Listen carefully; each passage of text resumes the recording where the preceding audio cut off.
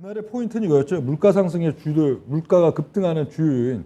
요거는 스태그플레이션의 거의 교과서적인 그런 네. 특징들이기도 하지만 운용력이 별도로 좀 분석 나름대로 또 드렸던 부분들은 이게 가격 올리는 거에 대한 습관화, 그렇죠? 코로나 국면 이후에 과거 뭐 2000년대나 2010년대 같으면은 이런 식으로 가격을 계속 이제 올리는 구조를 가져가면은 여론의 문매를 막고 또 이제 이 뭐랄까요, 물가 이게 정부 당국에 또 이제 문매를 막게 되는데 여기는 굉장히 특수한 경우.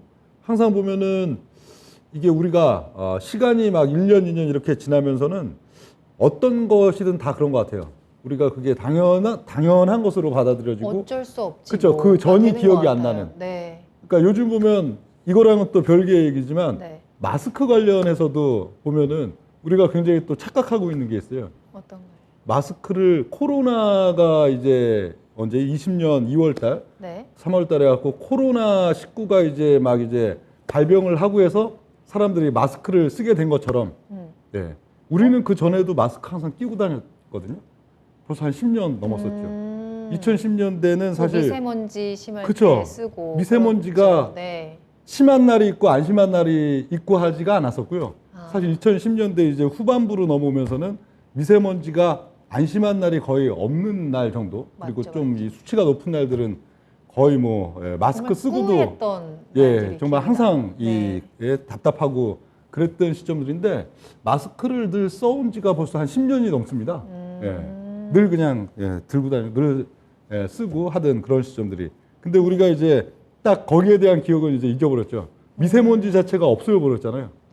맞아요. 그쵸? 미세먼지 때문이 아니죠 이제. 예, 코로나19 이후에는 참 신기하게도 코로나 때문에 쓰는 마스크. 미세먼지가 하나도 없어지는. 그러니까 미세먼지에 대해서는 잊어버린 거예요. 내가 이게 코로나 때문에 마스크를 쓰고 있었구나. 그게 아닌데 10년 이상 늘 마스크를 갖고 다니고 그래도 항상 이렇게 썼었는데 의무적으로 써야 되는 거는 코로나 때문이었잖아요. 그게 차라리 어떻게 보면 낫죠. 아. 내가 진짜 생존을 위해서 마스크를 쓰는 것보다는 그냥 공공의 어떤 그냥 약속. 복리 증진 네. 내지는 어떤 매너 때문에 쓰는 게 차라리 난 상황일 수도 있습니다. 뭐 그런 면들 뭐 부회적으로 지금 네. 갔었는데 그래서 지금 뭐 이런 물가 관련된 얘기야. 물가에 있어서도 거의 이제 코로나 국면 직후 시점에는 우리가 물가가 막 올라가는 부분들도 용인을 했단 말이에요. 맞아요. 예를 들어 뭐 그 당시 뭐 마스크 가격 뭐 등등이 갖고 막 올라가도 그럴 수 있지.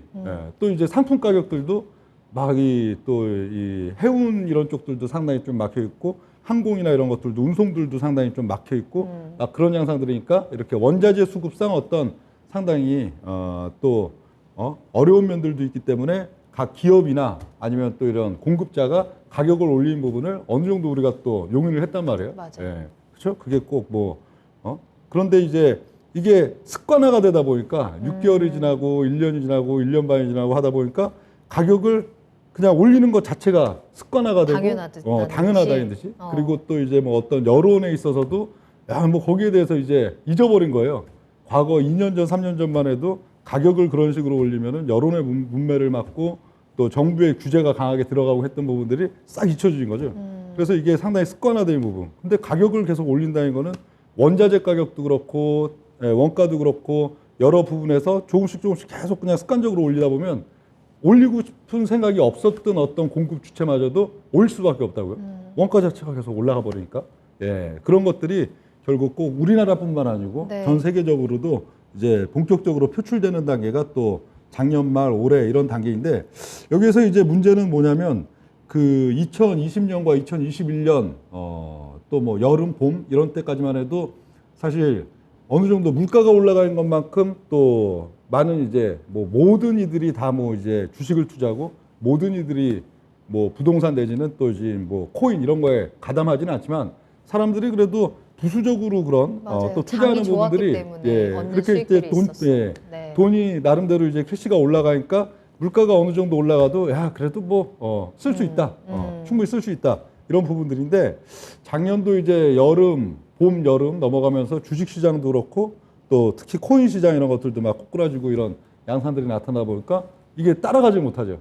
이것도 처음에는 뭐 몇 달은 빚내서 따라간다고 해도 거기에 대해서 이제 더 이상 좀 따라가지 못하는 한계에 봉착하는 그런 시점들이 또 올해 연중 흐름에서 나타나는 오늘 그런 기사 면들이라. 보니까 그런 거를 따라가지 못하고 대출 또 금리가 너무 많이 올라서 예. 이제 최후의 수단인 보험을 해지하는 수요도 굉장히 많아졌다라는 네. 기사를 또 봤거든요. 예. 이게 계속 그렇게 부작용이 좀 연결이 되어가고 있는 것 같아요.